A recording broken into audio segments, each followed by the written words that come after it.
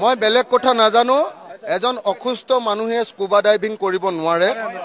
যি মানুহে স্কুবা ডাইভিংলৈ জুবিন দাক নিছিলে তেওঁ অসমৰ মানুহৰ আগত আহি কবহি লাগিব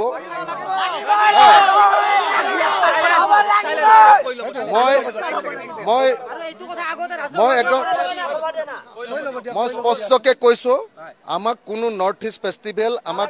আমাক সিংগাপুৰত পাতিব নালাগে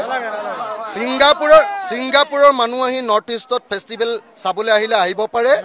কিন্তু আমাৰ জুবিন গাৰ্গক নৰ্থ ইষ্ট ফেষ্টিভেললৈ নি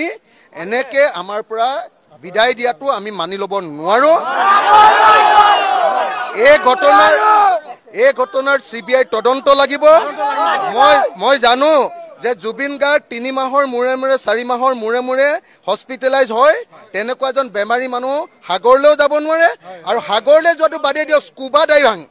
স্কুবা ডাইভিং মানে আপোনালোকে জানেনে স্কুবা ডাইভিং কৰিবলৈ হ'লে প্ৰথমতে খত লিখি দিব